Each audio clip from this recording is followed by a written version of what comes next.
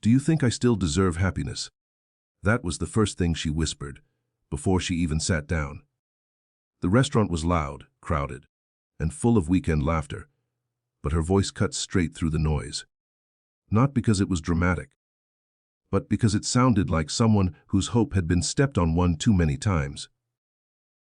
She stood there trembling, clutching her little purse like it was the only thing holding her together. A poor girl coming for a blind date she almost didn't show up for.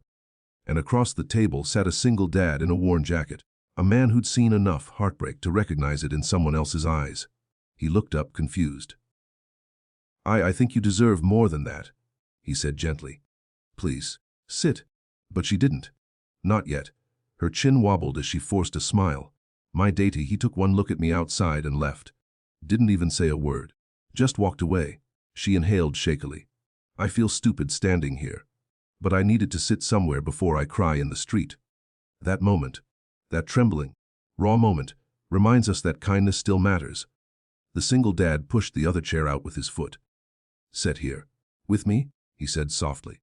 No one deserves to cry alone. She finally sat, hands shaking, eyes glistening. Her hair was slightly messy, her clothes simple, and her confidence shattered into quieter pieces than her voice. Do you think I still deserve happiness? She whispered again, but this time it wasn't a question. It was a confession. He didn't answer right away. He just watched her breathe, watched her try to hold herself together. Then he cleared his throat. Let me tell you something, he began. 3 years ago, my wife left. She said she didn't want the responsibility of being a mom anymore. I thought I was unlovable. Broken. Not enough. His gaze softened. But my little boy, he'd tug my sleeve and say, Daddy, you're doing good. And slowly, I realized happiness isn't something you earn. It's something you're allowed to feel. Even after life crushes you. She blinked, surprised that someone else understood the language of being discarded. But the twist came when the little boy, no more than 8, returned from the restroom and climbed into his dad's lap with a small drawing. It was a picture of the single dad and her. You look sad, the kid said to her, innocent and blunt. Daddy says people who are sad need more love, not less. Her breath hitched. A child she'd never met showed her more care in a sentence than most adults had in years.